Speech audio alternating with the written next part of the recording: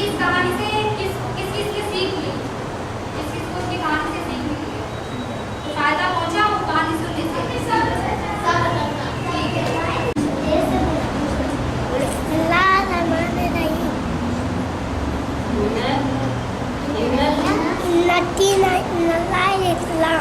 वाह वाह।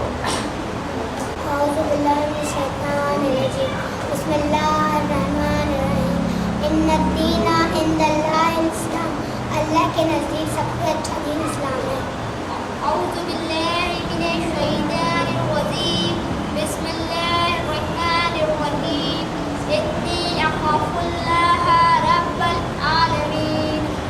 आलमीन के पालने वाले खुदा से डरता हूँ।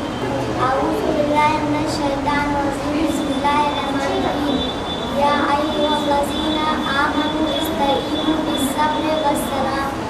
ऐ ईमान वालों, मदद मांगो सब्र और नमाज के जरिए, अल्लाह सब्र करने वालों के साथ है। बिस्मिल्लाहिर्रहमानिर्रहीम। या अय्युहल्लज़ीना आमनू इस्तईनु बिस्सब्रि वस्सलाम इन्नल्लाहा मअस साबिरीन। ऐ ईमान वालों, मदद मांगो सब्र और नमाज के जरिए, अल्लाह सब्र करने वालों के साथ है।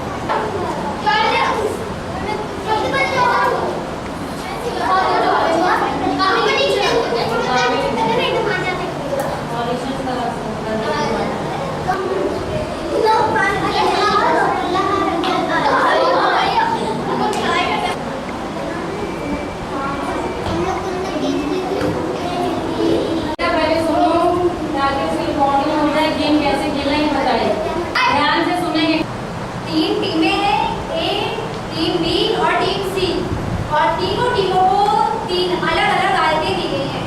उन आयतों को आप लोगों को सही बनाना है तरतीब के हिसाब से।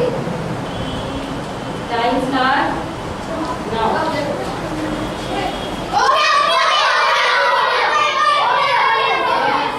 अब ये ऐसे ही रहेंगे। इन्ना अकरमकुम इंदल्लाहि अतकाकुम इन्ना दीना इंदल्लाहि इस्लाम।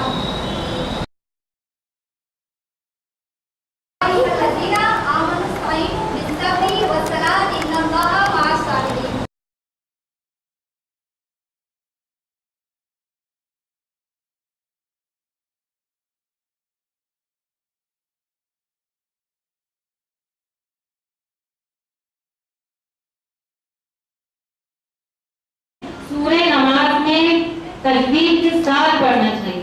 देखिए, जब कोई हज करने जाता है तो वो ये पूछता है कि हमें क्या क्या करना चाहिए। सबसे पहले इंसान को अपनी नमाज सही करानी चाहिए। हमें मालूम लगता है कि हम सही तरीके से नमाज पढ़ रहे हैं, लेकिन सूरे की तिलावत तकबीर के साथ सही आनी चाहिए। यही हमने यहाँ कोशिश करी है कि 20 दिनों में हम बच्चों को कुछ याद कराने को बहुत बड़ा इतना ज्यादा कोशिश कर सकते हैं। बाकी माओ के ऊपर है। अब माँ ही जो है उनकी ये जिम्मेदारी बनती है कि उसको कोशिश करें कि वो अरहम वो नहीं करें, अरहम दूर करें।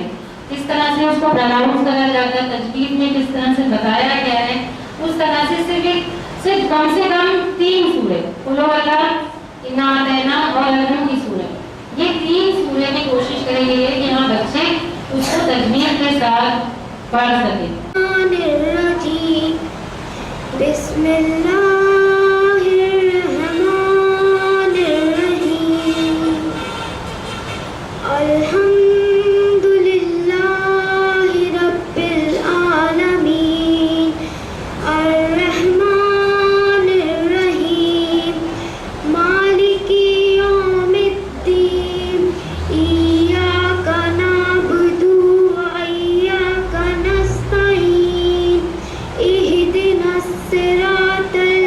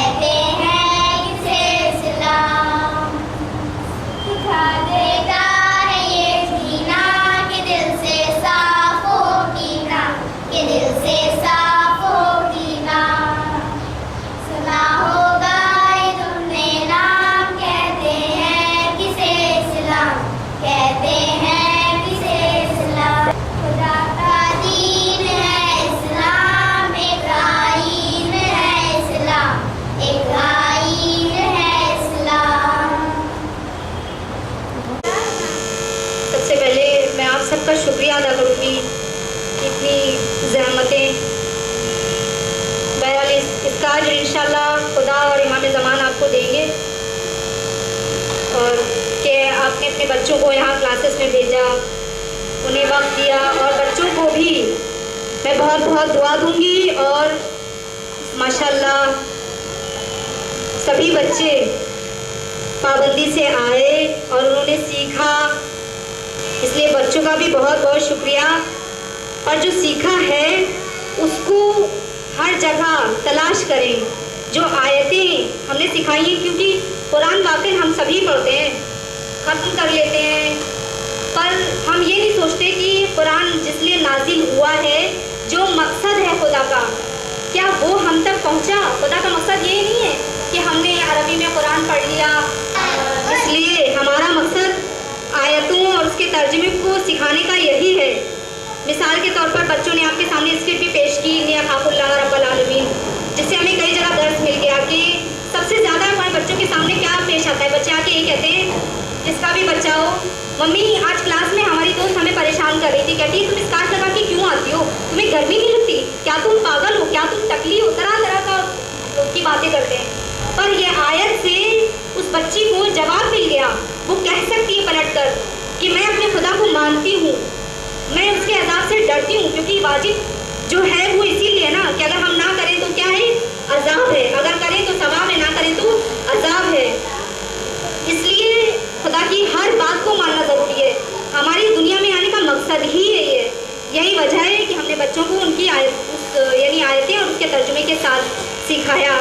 जैसे दूसरी आयत है कि सब्र करना चाहिए, ये भी बच्चों में ही पेश आता है।